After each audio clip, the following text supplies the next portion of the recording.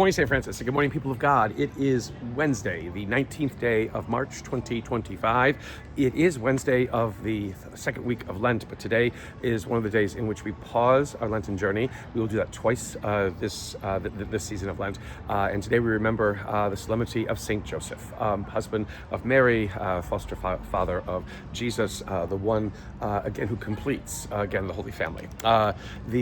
The thing about St. Joseph is that there isn't much written about him. Again, he appears only in Matthew's Gospel and Luke's Gospel. Doesn't appear in Mark or John, although mention is made of him as being the father of Jesus.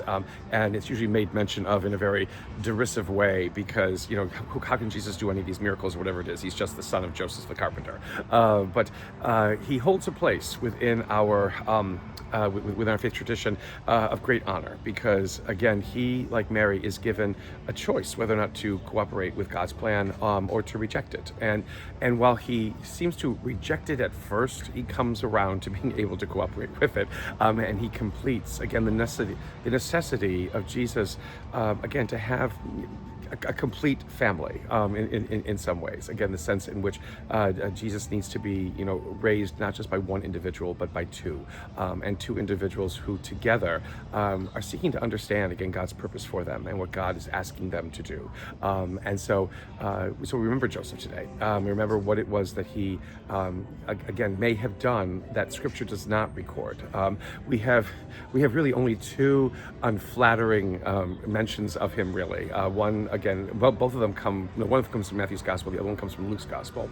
And those are the two choices for the Gospel today. It's basically, you can go to Matthew where Joseph is wanting to divorce Mary because she's been found with child and not his child. And so to do that quietly, because, again, to have been found with child that is not the product of the one that you're betrothed to would be tantamount to stoning, and he doesn't want Mary to suffer that. So just divorce her quietly and move on with your life, Joseph. But again, Joseph's cold feet, again, are addressed by God, who basically sends Gabriel to him to announce that this is not just something that's happened, but this is part of a plan that God has to bring salvation to humanity, to the human race, and to please, cooperate with it. And Joseph decides that he's going to do that, taking care then of Mary, and even when again, Herod decides that he's going to murder all of the children who were born at a certain time because they are threats to his throne. It is Joseph who takes Mary and Jesus to Egypt and hides them there until such time as Herod dies, and they can return this time to Nazareth and not to Jerusalem, where it seems as though they had lived previously.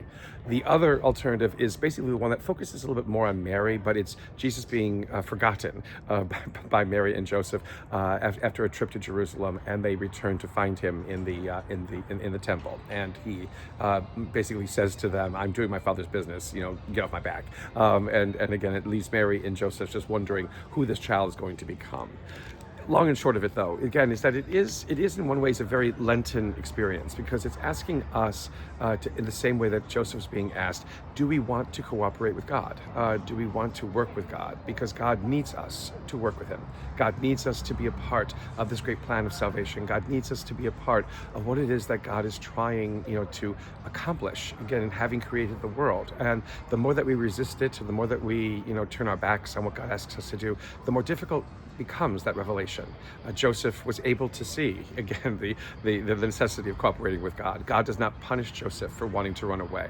In the same way, he doesn't punish Jonah. Well, Jonah gets eaten by a whale, but still, he doesn't reject Joseph. He doesn't reject Jonah. He doesn't reject people who basically have a change of heart to be able to come. Again, God doesn't really reject anybody, but God, basically, the change of heart is what matters. And if it doesn't work the first time, then God is always waiting for a second opportunity to help us be able to see the necessity of our cooperating with God's plans for salvation.